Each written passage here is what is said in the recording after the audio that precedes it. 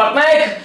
Big boss లో advance updates కోసం immediate గా మీరు చూసేయాలనుకుంటే మా పెంప్స్ టీవీని లైక్ చేయండి, షేర్ చేయండి, సబ్స్క్రైబ్ చేయండి. అక్కడ కనిపిస్తున్న గంట సింబల్ని గట్టిగా కొట్టండి. ఎక్కడి వరకు అంటే మీ ఇంటికి నోటిఫికేషన్ మీ సెల్ ఫోన్లోకి ఇమీడియట్ గా చేరుకునేంత వరకు. ఎందుకంటే అడ్వాన్స్ గా మనం ఉన్నాము, అడ్వాన్స్ గా చెప్తున్నాము, ఏం జరగబోతుందో ఏదో ప్రిడిక్షన్ చెప్పినట్టు చెప్పేస్తున్నాము.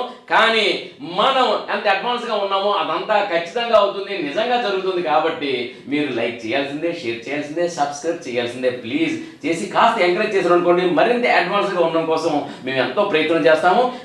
ఇప్పుడు విషయానికి వచ్చినట్లయితే ఇక బిగ్ బాస్ లోనే టాస్క్ మొదలైంది. ఈ టాస్క్ లోనే వచ్చేసి సెలబ్రిటీస్ నామినేట్ చేసుకోవాలన్నమాట. సెలబ్రిటీస్ నామినేట్ చేసుకోవాలంటే వాళ్ళు ఎలిమినేషన్కి వస్తుంది ఈ వారం, ఈ వీకెండ్లో.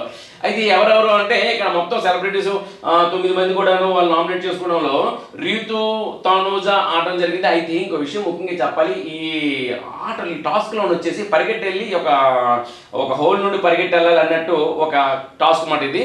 ఈ పరుగులోని వచ్చేసి రీతుకు దెబ్బ తగలడం జరిగింది. అది నిన్ననే మనం చెప్పుకున్నాము, ఒక 2 రోజులు అడ్వాన్స్గా మనం చెప్పుకున్నాము. రీతుకి దెబ్బ తగిలింది. ఆ రీతు వచ్చేసి ఇప్పుడు ఆ దెబ్బ తగిలిన తర్వాత కాస్త కొంచెం బాధ తత్పరత హృదయాలతో అందరూ కూడాను కొంచెం ట్రాజడీ సీక్వెన్స్ జరిగింది. ఒక 1/2 అవర్ 1 అవర్ ఆట ఆపేయడం కూడా జరిగింది. ఆ తర్వాత మనం కొనసాగించిన తర్వాత రీతు తనుజ ఆడినప్పుడు తనుజ గెలిచింది అందులోని. ఆ తర్వాత రాముని మన సృష్టి ఆడారు, అందులో కూడా రాము రాతోడే గెలిచడం జరిగింది. ఆ తర్వాత భరణిని ఎమ్మెన్యూ ఆడడం జరిగింది. వాళ్ళిద్దరి మధ్య టాస్క్లో భరణి గారు గెలిచేశారు. తర్వాత సుమన్ ఆశా సైనిలో సుమన్ గెలిచారు. సో మొత్తానికి ఏంటంటే సుమన్కి కరెక్ట్గానే ఉజ్జి పడింది ఆశా సైని.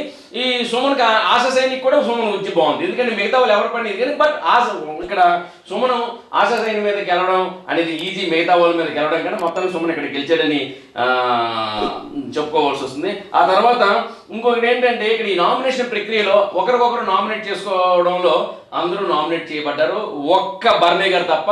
కాబట్టి బర్నీ గారు నెక్స్ట్ వీక్ కన్ఫామ్ గా బిగ్ బాస్ హౌస్ లో ఉంటున్నారు. మిగతా వాళ్ళు కన్ఫామ్ కాదా అంటే, ఎందుకంటే మిగతా 8 మంది నామినేట్ అయ్యారు కాబట్టి అందులో ఏ ఒక్కరు ఎలిమినేట్ అవ్వాల్సి వస్తుంది.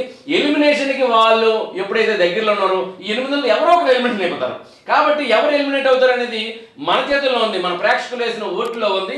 కానీ బర్నీకి ఓట్ వేసి ఎలిమినేట్ చేసే ఛాన్స్ లేదు, ఎందుకంటే ఆయన నామినేషన్ లేరు. కాబట్టి నెక్స్ట్ వీక్ బర్నీ గారు తప్పనిసరిగా ఇంట్లో ఉంటారనమాట. ఇక తర్వాత వచ్చేసి మరి ఈ కామన్ పర్సన్స్ విషయానికి వచ్చినట్లయితే కామన్ పర్సన్స్ లో demon Pawan in danger zone. Demon Pawan అయితే డేంజర్ జోన్లో ఉన్నాడు. మిగతా వాళ్ళు మాత్రం ఒకటి హరీష్ ఎట్టి పరిస్థితులు తప్పించుకుంటాడు, శ్రేజ తప్పించుకుంటుంది. హరీష్ ఎదుటి కార్నర్ చేస్తాడు కానీ తన కార్నర్ అవ్వడు. శ్రేజ వచ్చేసి ఒక చూసారా మిట్ట పిల్ల మట్టగిడిసి అంటారు చేప, ఆ చేపలాగా పట్టుకుంటూ దొరకకుండా తప్పిపోతుంది. అదేవిధంగా మనీష్ అనే వ్యక్తి స్ట్రాటజీగా ఆడతారు కాబట్టి కొంచెం ఫస్ట్లో కొంచెం మామూలుగా ఉంటాడు, మధ్యలో మళ్ళీ ఓడిపోతుంటాడు, మళ్ళీ చివరాఖరికి గెలుస్తుంటాడు. ఇది అతని స్ట్రాటజీ. మరి ప్రియా వచ్చినప్పటికీ ప్రియా కూడా తెలివైన అమ్మాయి. ఎటు వచ్చినప్పటికీ డెమాన్ పవన్ అతనికి కండబలం ఉంది కానీ బుద్ధి బలంలో కొంచెం ఆయన వెనకబడతారు కాబట్టి డెమాన్ పవన్ దొరికేశాడు. మరి డెమాన్ పవన్ ఎలిమినేషన్ అవుతాడా లేకపోతే సెలబ్రిటీస్ నుండి మిగతా 8 మంది ఎలిమినేషన్ అవుతారా అనేది ఈ వారం చూడాలి. కాబట్టి సెలబ్రిటీస్లోని ఒక డెమాన్ పవన్ డేంజర్ జోన్లో ఉన్నాడు, మిగతా వాళ్ళందరికీ నెక్స్ట్ వీక్ మనం చూడొచ్చు. మరి సెలబ్రిటీస్ కాదు, కామన్ పర్సన్స్లోని. అదే సెలబ్రిటీస్లో వచ్చినప్పటికీ భరణి గారు మాత్రం నెక్స్ట్ వీక్ ఉంటారు, మిగతా వాళ్ళందరూ డేంజర్ జోన్లో ఉన్నారు. కాబట్టి ఇప్పుడు ఎవరికి ఎలా ఓట్లు వస్తాయో, ఎవరిని మనం కొనసాగుతామో బిగ్ బాస్ హౌస్లో అనేది త్వరలో మనం అది కూడా నేను ముందే తెలియపరిచేస్తాను, మీరు రెడీగా ఉండండి. డోంట్ వరీ, అందరికైనా ముందు మనమే తెలియపరుస్తాము, మీరు కూడా చూస్తారు. ఆ తర్వాత మీరు చప్పట్లు కొట్టాలి, లైక్ చేయాలి, షేర్ చేయాలి, సబ్స్క్రైబ్ చేయాలి, కామెంట్ చేయాలి, మరి గంట సింబల్ని గట్టిగా కొట్టాలి, కొడతారు కదా.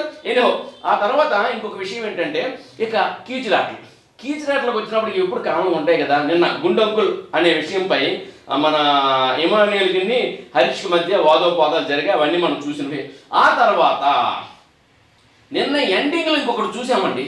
ఇది మాత్రం నేను సస్పెక్ట్ చేస్తున్నాను, ఈ విషయంలో నలుగురు కూర్చొని మీకు మ్యారేజ్ అయిందని ఒకళ్ళు ప్రశ్నించుకున్నారు. అందులోని వారికి అయింది వీరికి అవ్వదని చెప్పుకున్న కోణంలో ఆశా సైని సెంటర్లో కూర్చుంది, కార్నర్ అయింది. సో ఆశా సైని ఏమిటంటే అంటే ఆమె మన ఫ్లోరా సైని, ఆశా సైని కన్నా ఫ్లోరా సైని అనేది ఆమెకి ఇష్టం అంట. ఎందుకంటే తన ఒరిజినల్ పేరు ఫ్లోరా సైని అట. సినిమాలో తనకు చెల్లి కన్నా ఆశా సైని మార్చినట్లు మన ఫస్ట్ ఎపిసోడ్లో ఆమె క్లారిటీ ఇచ్చింది.